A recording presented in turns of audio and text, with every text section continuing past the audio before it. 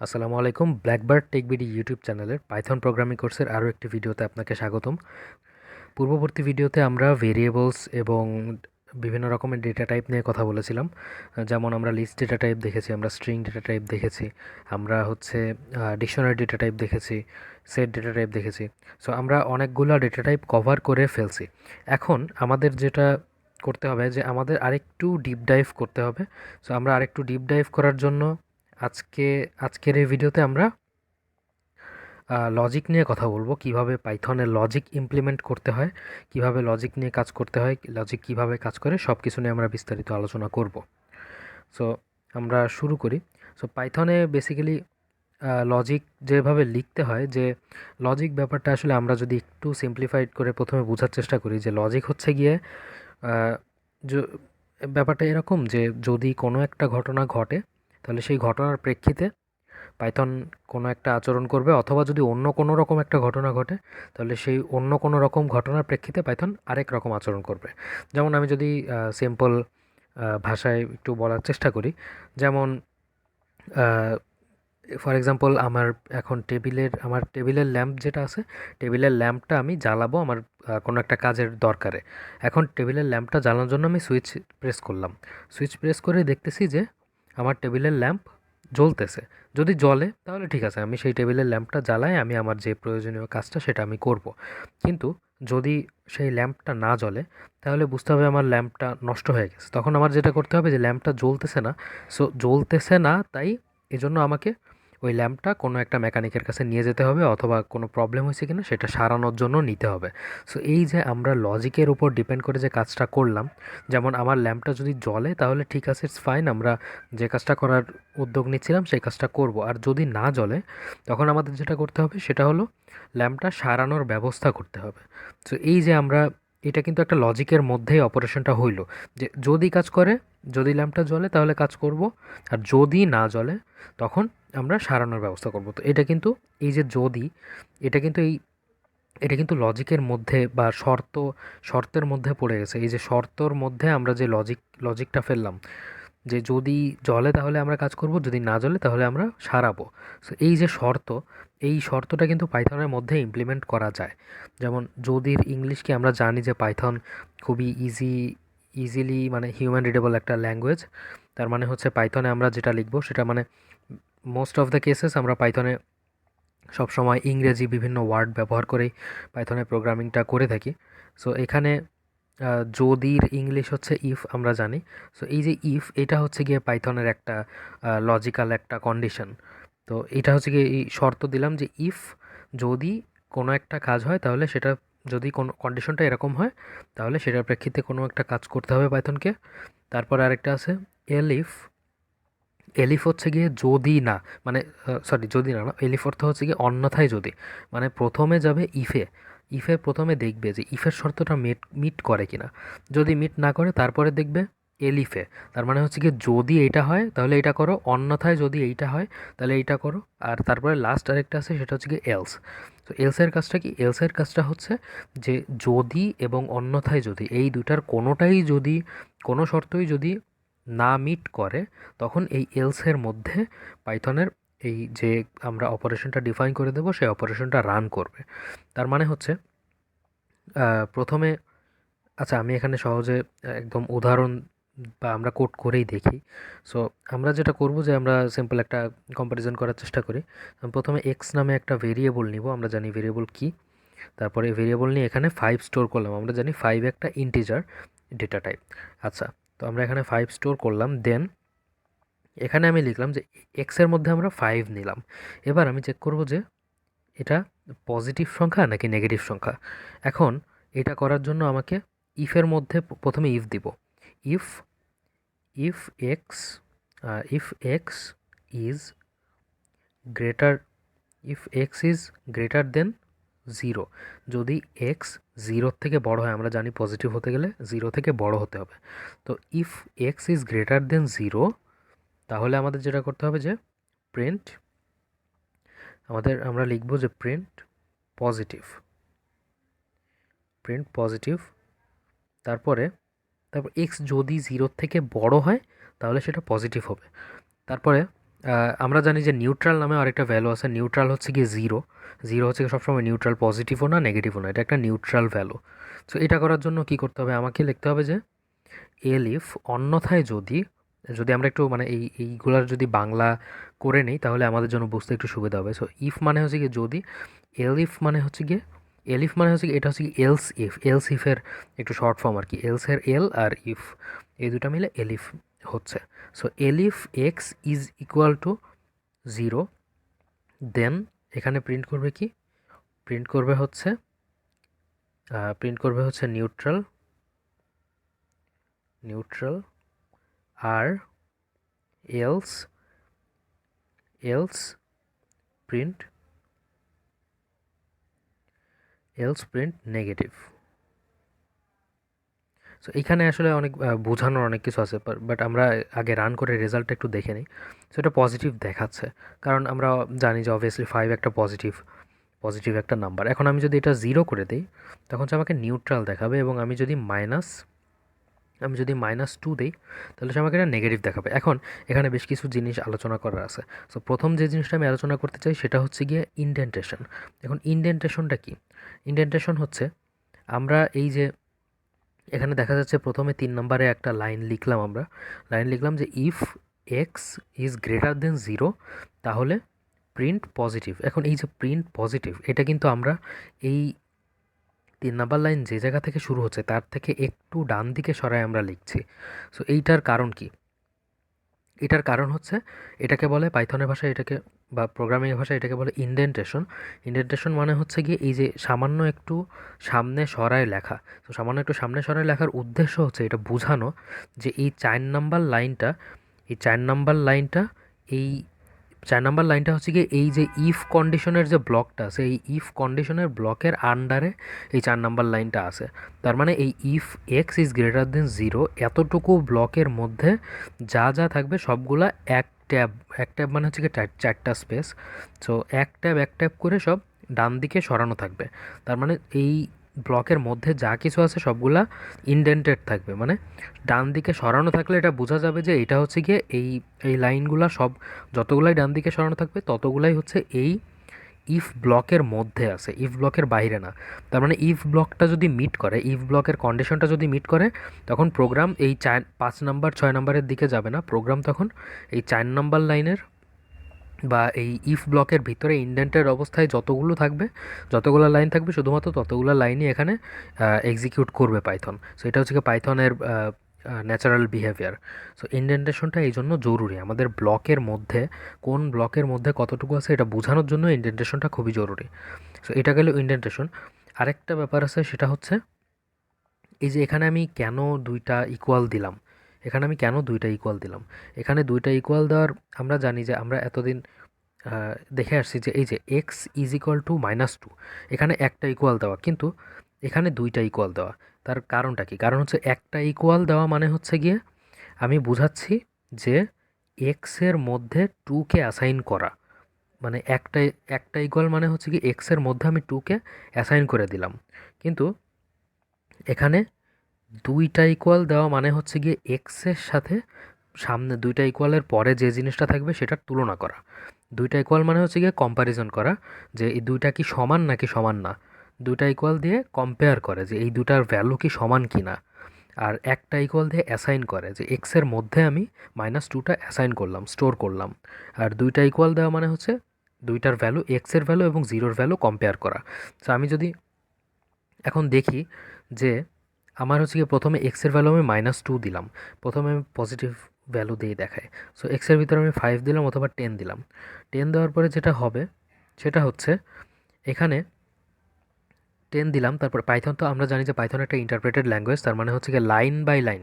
Interpreted মানে হচ্ছে গিয়ে Python line by line code execute করে। তো আমরা যখন এই এক্সের ভিতরে 10 অ্যাসাইন করে দিলাম, অ্যাসাইন করার পরে সে 3 নাম্বার লাইনে গেল, 2 নাম্বার লাইনেও গেল, 2 নাম্বার লাইনে কোনো কিছু লেখা নাই তাই 2 নাম্বার লাইনে সে কিছু করে নাই। 3 নাম্বার লাইনে গেল, 3 নাম্বার লাইনে যে এবার সে দেখতেছে, পাইথন দেখতেছে ইফ আছে, এখানে হচ্ছে if x is greater than zero এই লাইনটা লেখা আছে।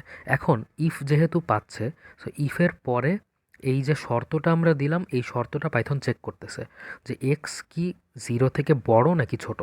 তাহলে এক্স, আমাদের এখানে এক্সের ভ্যালু তো অবশ্যই জিরো থেকে বড়, 10 আছে। সো পাইথন দেখতে পাচ্ছে যে এক্সের ভ্যালু জিরো থেকে বড়, দ্যাট মিনস এক্সের ভ্যালু 10। এখন 10 তো অবভিয়াসলি জিরো থেকে বড়, তাই ইফের শর্তটা মিট করছে। ইফের শর্ত যখন মিট করে ফেলছে, বা ইফের শর্ত যখন মিলে গেল, তখন হচ্ছে পাইথন এই ইফ ব্লকের মধ্যে ইনডেন্টেড অবস্থায় যতগুলা লাইন থাকবে ততগুলা লাইন একটার পর একটা এক্সিকিউট করবে আর কি। তো এখন যেহেতু আমাদের এই ইফ ব্লকের মধ্যে একটাই লাইন ইনডেন্টেড আছে, প্রিন্ট পজিটিভ, তাই হচ্ছে পাইথন যখন এই শর্তটা মিলে গেল, তখন পাইথন এই ইফ ব্লকের মধ্যে ইনডেন্টেড অবস্থায় যে লাইনটা আছে এই লাইনটা হচ্ছে পাইথন এক্সিকিউট করে দিল। এক্সিকিউট করার ফলে আমরা দেখলাম পজিটিভ, এবং তারপরে কিন্তু এলিফ অথবা এলসের মধ্যে পাইথন আর যায় না। আমরা যে এইগুলা লিখলাম, প্রিন্ট করলাম, এগুলো কিন্তু প্রিন্ট হয় নাই। কারণ যখনই একটা কন্ডিশন মিট হয়ে যাবে, তারপরে অন্য কোনো কন্ডিশনের দিকে আর পাইথন যাবেও না। যখনই যে জায়গায় একটা কন্ডিশন মিট হয়ে যাবে, শুরুতে যে কন্ডিশনটা মিট হয়ে যাবে, পাইথন শুধুমাত্র সেই কন্ডিশনের মধ্যে ইনডেন্টেড অবস্থায় যতটুকু কোড থাকবে ততটুকু এক্সিকিউট করার পরে পাইথন আর বাকি পরে অন্য কোনো শর্তের মধ্যে যাবে না। এখন যদি আমি এখানে ইনডেন্টেশন বাদ দিয়ে, আমি যদি ইনডেন্টেশন থেকে বের হয়ে এসে আবার নতুন কোনো একটা লাইন লিখি, তখন কিন্তু পাইথন এই লাইনটা আবার প্রিন্ট করবে, যেমন এক্সিকিউট করবে। যেমন আমি এখানে ডান লিখলাম, সো এই যে ডানটা লিখলাম, এই ডানটা কিন্তু আমার এই এই যে ইফ, ইফ তারপরে এলস, এই কন্ডিশনাল ব্লকগুলোর মধ্যে কিন্তু নাই। এগুলো কিন্তু এই কন্ডিশনাল ব্লকগুলো থেকে বাহিরে, মানে ইনডেন্টেশনের বাহিরে।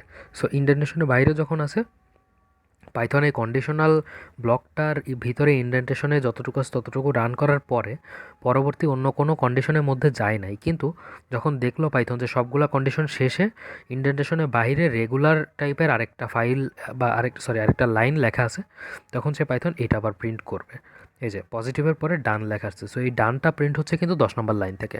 তো আশা করি আমি বুঝাতে পারছি যে ইনডেন্টেশনের মধ্যে যতটুকু থাকবে ততটুকু পাইথন, মানে যে শর্তটা মিলে যাবে সেই শর্তের মধ্যে ইনডেন্টেড লাইনগুলাই পাইথন প্রিন্ট করবে বা এক্সিকিউট করবে।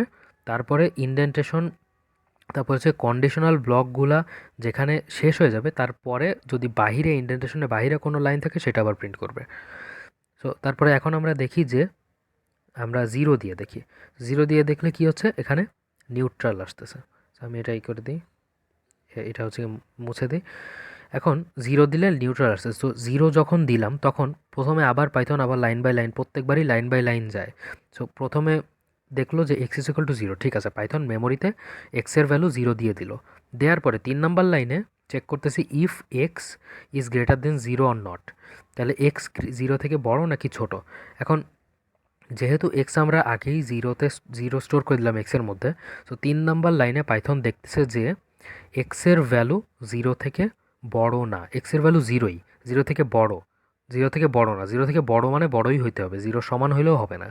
সো জিরো থেকে যেহেতু বড় না, তাই পাইথন এই 4 নম্বর লাইন মানে এই ইফ ব্লকের ইনডেন্টেড লাইনটা সে এক্সিকিউট করতেছে না, না করে সে পরবর্তী কন্ডিশনে সে চলে যাচ্ছে। পরবর্তী কন্ডিশনে এসে দেখতেছে যে elif x x is double equal zero, মানে এক্স কি জিরোর সমান নাকি না। এবার কিন্তু সে কম্পেয়ার করতেছে যে এইটা এক্স এবং জিরোর ভ্যালু কি সমান কি না। সো আমরা যেহেতু এক্সের ভ্যালু আগেই জিরো দিয়ে দিলাম, সো এই জায়গায় পাইথন এক্সের ভ্যালু জিরো সমান পাচ্ছে। সো যেহেতু সমান পাচ্ছে, তাহলে এই কন্ডিশনটা মিট হয়ে গেল, এবং এই কন্ডিশনটা মিট হয়ে যাওয়ার ফলে পাইথন এই ব্লকের ভিতরে ইনডেন্টেড যে লাইনটা আছে 6 নম্বর লাইন, সেই লাইনটা সে প্রিন্ট করে দিল। তাহলে এটা যদি আমরা রেজাল্ট রান করি তখন এটা দেখা যাবে নিউট্রাল। সো পাইথন যেটা করলো যে এই এলিফ ব্লকের শর্তটা যেহেতু মিট করতেছে, তাই এলিফ ব্লকের মধ্যে পাইথন এই লাইনটা ইনডেন্টেড অবস্থায় যতগুলো লাইন থাকবে ততগুলাই এক্সিকিউট করবে। সো আশা করি এতটুকু বোঝা গেছে। এবার আমি জাস্ট কী করব যে এলস, এলসের মধ্যে, এলস মানে হচ্ছে গিয়ে এখন এলসের মধ্যে আমি প্রথমে এক্সের ভ্যালু -3 দেই। দেওয়ার পরে এবার হচ্ছে গিয়ে এখানে দেখা যাচ্ছে যে ইফেও মিলতেছে না। ইফে তো এক্স জিরো থেকে বড় কিনা, জিরো থেকে বড় যেগুলো নাম্বার সেগুলো অবশ্যই পজিটিভ। তার মানে শুধুমাত্র পজিটিভ নাম্বারগুলাই কিন্তু জিরো থেকে বড় হয়। তো এখন যেহেতু এটা মিলতেছে না, সো এই লাইনটা স্কিপ করলো। স্কিপ করার পরে দেখতেছে এক্স কি জিরোর সমান কিনা, তো এটাও কিন্তু মিলতেছে না, এক্স কিন্তু জিরোর সমান না, এক্স হচ্ছে গিয়ে -3। তাহলে এটাও যেহেতু মিলতেছে না, সো পাইথন এইটাও স্কিপ করে দিল।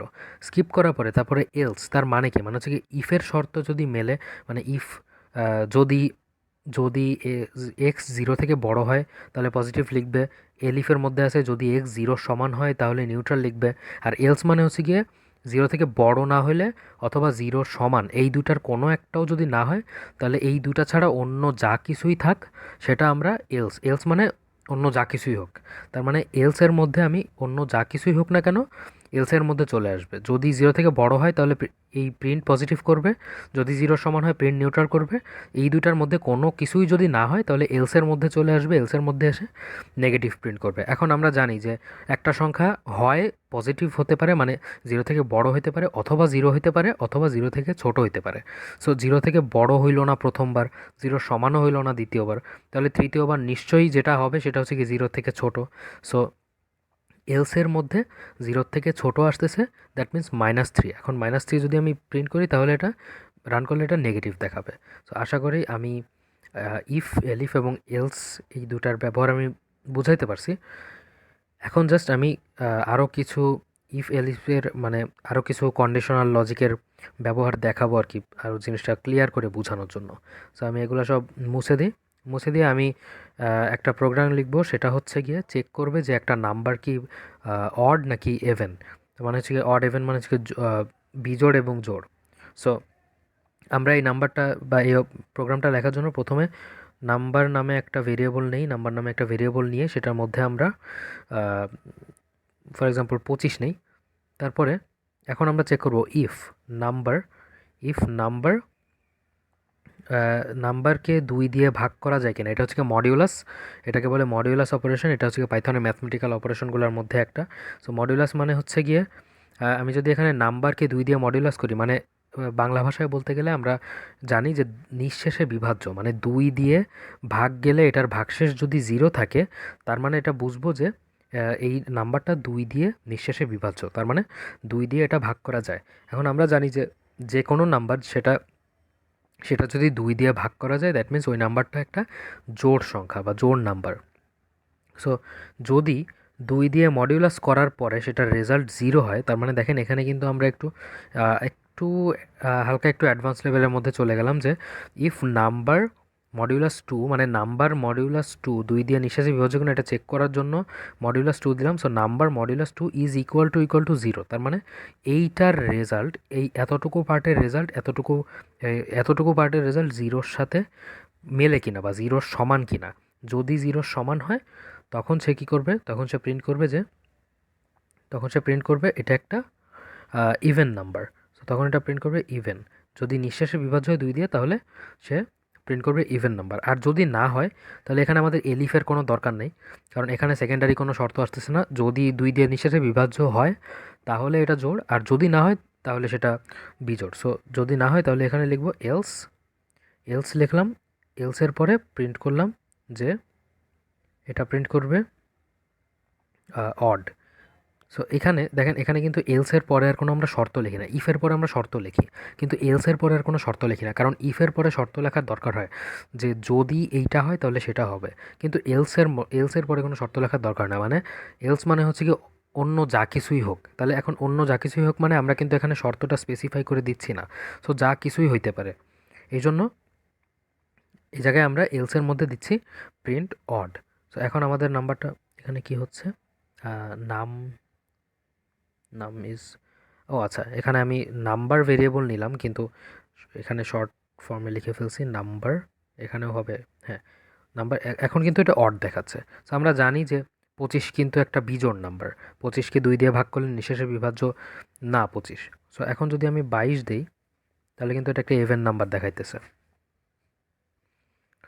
সো এখানে হচ্ছে এটা ইভেন নাম্বার দেখাচ্ছে, এবং আমরা যদি এটা 25 দিয়ে ট্রাই করছিলাম তখন এটা অড দেখাচ্ছিল। সো দ্যাট মিনস আমরা এখানে একটা প্রোগ্রাম লিখে ফেললাম যে প্রোগ্রামটা দেখাচ্ছে যে এটা আমাদের প্রোগ্রামটা কি বা সংখ্যাটা কি অড নাকি এভেন। সো এই ছিল হচ্ছে গিয়ে বেসিক আমাদের কন্ডিশনাল লজিক, এবং এই কন্ডিশনাল লজিকটা অনেক ক্ষেত্রে অনেক সময় অনেক ক্রুশালভাবে ব্যবহার করা হয়, অনেক গুরুত্বপূর্ণ একটা জিনিস। সো আশা করি আমি জিনিসটা বুঝাইতে পারছি।